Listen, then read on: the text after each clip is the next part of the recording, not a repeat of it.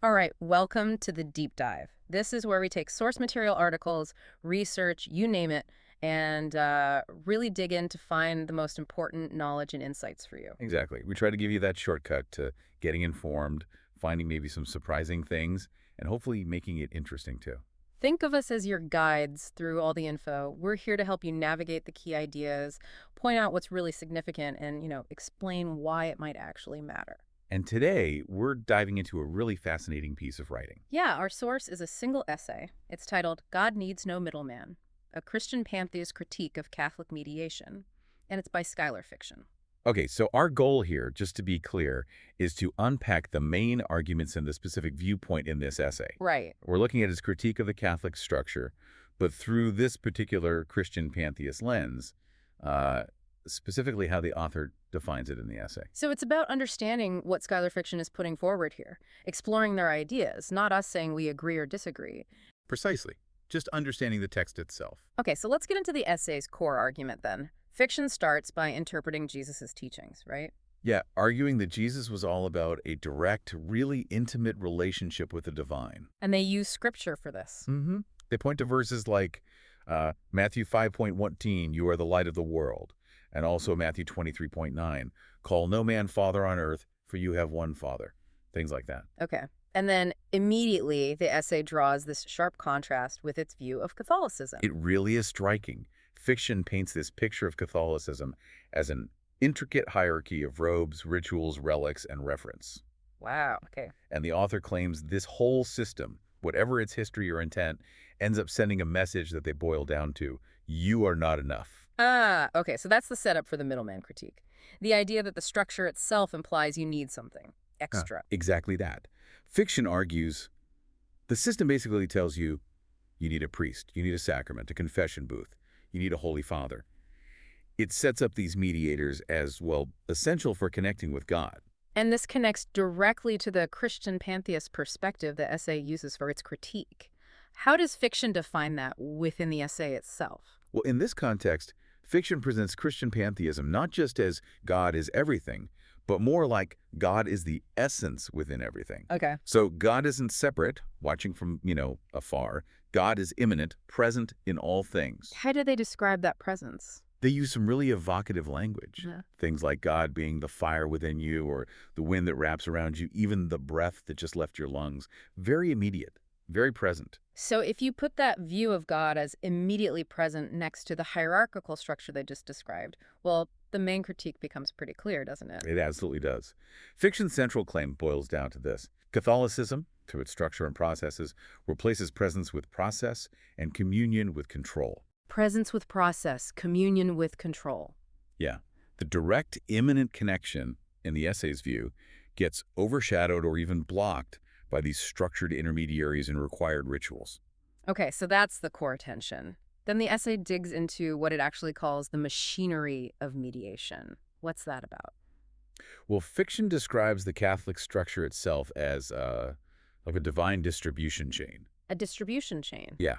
According to the essay, the idea is that grace flows down from heaven through the Pope, then to the bishops, then priests, and then it finally reaches the people, often through administered sacraments.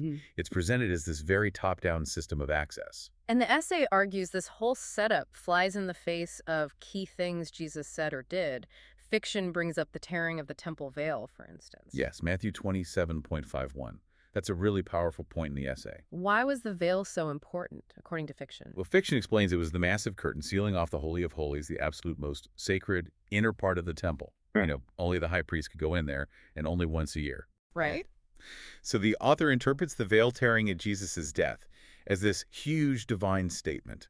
In their words, it declared, the era of intermediaries is over. Access isn't restricted anymore. It's not mediated by a building or a specific role. And fiction connects this tearing of the physical temple barrier to Jesus' words about destroying the temple and raising it in 3 days. Exactly.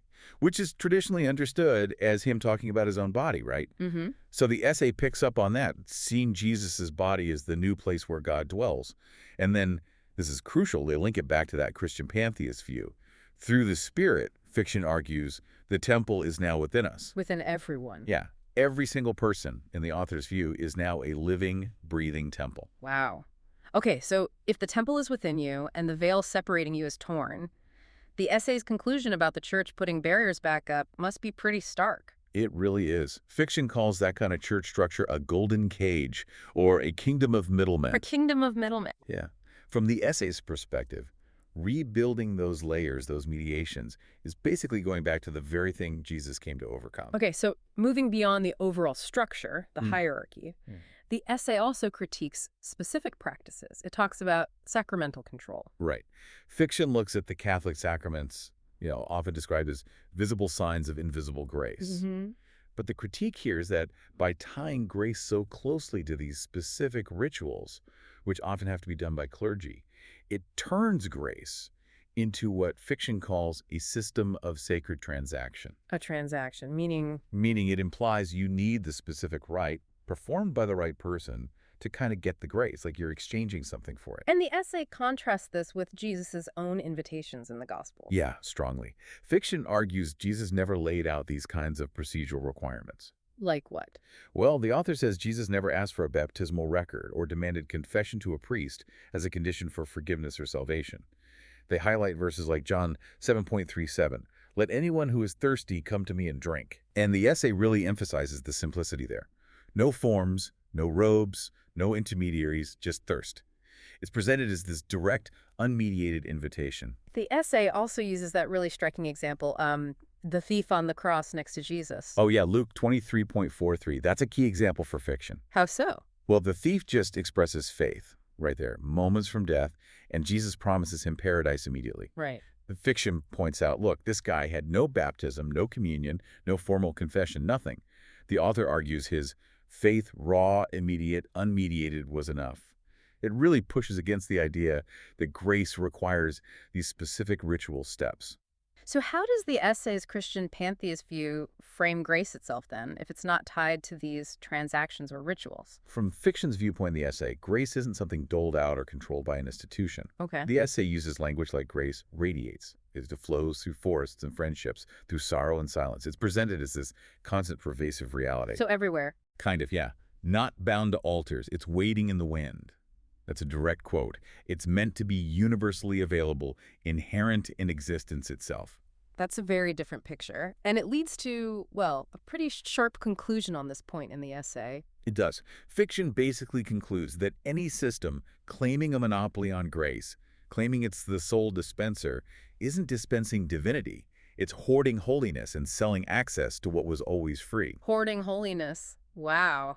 That's a strong charge. It is. It suggests the institutional need for control has, maybe unintentionally, ended up restricting or even commercializing something the author believes is fundamentally free and universal. Okay.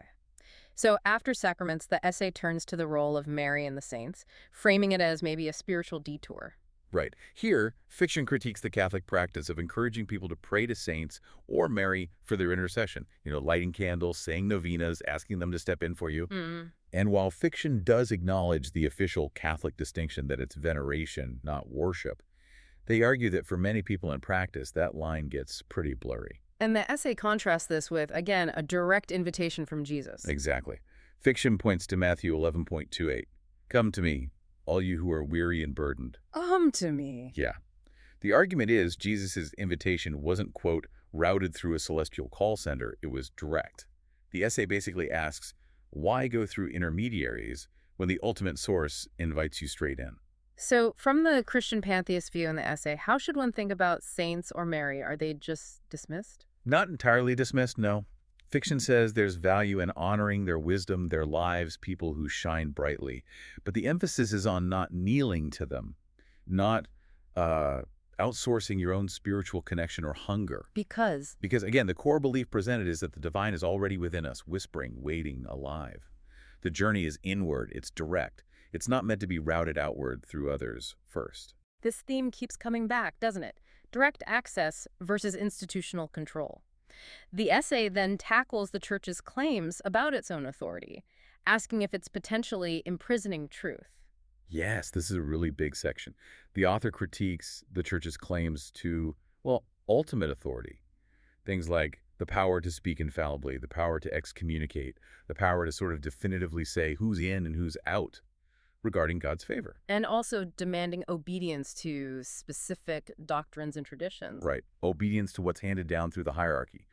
And fiction contrasts all this with how they interpret Jesus' own approach to authority. How does the essay see Jesus' approach? As actively subverting traditional authority. They point to things like Jesus kneeling to wash his disciples' feet, saying the leader must be the servant, the last must be first. Right, like in Matthew's gospel. Exactly, Matthew 20. Not so with you. Whoever wants to become great among you must be your servant. Fiction sees this as Jesus dismantling power structures, not setting up a new rigid one in its place. The essay even touches on the defense that ex cathedra infallibility, the Pope speaking infallibly, is actually used very rarely. It does acknowledge that point. But fiction argues that this defense, quote, disguises a broader culture of centralized control that discourages spiritual independence and inquiry. So the rare formal use isn't the main issue. Not according to fiction. The authors suggest the issue is more about the day-to-day culture, the expectation of accepting an institutionally controlled narrative of truth, which they feel stifles personal seeking. Okay, so if truth isn't exclusively held by an institution, according to the essay's Christian Pantheist view, where is it found? Fiction uses this metaphor of truth being like a wildfire, something dynamic, untamed, not containable. Not in a vault somewhere. Exactly, not kept safe in a Vatican vault or only accessible through certain channels or languages. The essay argues truth belongs to everyone. And it's revealed. In all sorts of ways, according to fiction. In dreams, disasters, and silence. It's something you encounter directly, personally, not something mediated through authority. Which leads to the essay's conclusion on this point, which sounds like it echoes the earlier critiques. It does, very consistently. Fiction states that any system claiming exclusive custody of God's voice isn't actually protecting truth. From their perspective, it's imprisoning it, keeping it locked up and controlled instead of letting it be free. Okay, finally, the essay looks at something maybe less obvious. The sheer beauty within the church, the art, the architecture, the music, the rituals.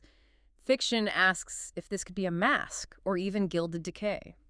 Yeah, this part is quite nuanced. Fiction starts by acknowledging the incredible beauty cathedrals, frescoes, chants. Yeah. They concede that beauty can absolutely be sacred. It can point towards the divine. But the author immediately pivots, arguing that this beauty can also be a mask. a mask for what? What contrast does fiction see it hiding? A contrast they find really problematic. The church's visible wealth set against global poverty and suffering. The author writes that the Vatican drips with gold and puts that right next to the reality of hunger in the world. They draw this sharp comparison to Jesus' life, born in a barn, walked dusty roads, and died naked. Highlighting a perceived gap. A perceived disconnect, between the institution's apparent opulence and the simplicity and, frankly, the poverty associated with Jesus' own message and life. The essay even uses Peter's words from the book of Acts, doesn't it? Silver and gold I do not have. Yes, Acts 3:6. Silver and gold I do not have, but what I have I give you. Fiction claims the modern church has, in their view, basically reversed that prioritizing the material over the direct, unmediated spiritual gifts. So fiction argues Jesus' ministry wasn't about spectacle. Right. They describe it as gritty, focused on presence, actually being with people, healing, teaching directly, not on pageantry or displays of wealth and power. So from the essay's Christian Pantheist perspective, what is the true temple or true beauty? Where is it found? Well, the essay suggests that while we can see reflections of the divine in beautiful art or nature, the true temple is the face of the poor, the breath of the forest, the shared laughter of strangers. So beauty found in humanity, nature, connection. Exactly. Not necessarily confined to gilded buildings. It's immanent. It's relational. And the essay's conclusion here ties back to the core critique again. It does. When the church chooses marble over mercy, as fiction puts it, the author argues it hasn't preserved beauty, it has buried it under materialism. It's a really consistent thread, isn't it? The argument that the structures, the practices, even the aesthetics can inadvertently create barriers or distractions from that direct, immanent divine presence the author believes Jesus was all about. Absolutely. It runs through every part of the critique. So bringing it all together in the conclusion, the essay really hammers home that central tension it's been exploring, the institutional versus the direct internal experience. Definitely. Fiction contrasts Catholicism preaching tradition, succession, hierarchy with Jesus' own words, like in Luke 17:21. The kingdom of God is within you. Within you. Right. not tied to a specific place like Rome, or hidden behind temple curtains, or only accessible via clergy at least. That's Fiction's interpretation presented in the essay. And the Christian pantheist position, as Fiction lays it out, becomes the ultimate example of that direct relationship. No need for the middleman. Exactly. The perspective offered is that God is already here, already speaking, already alive in every particle, every soul, every moment. So no need to go searching through a system. Right.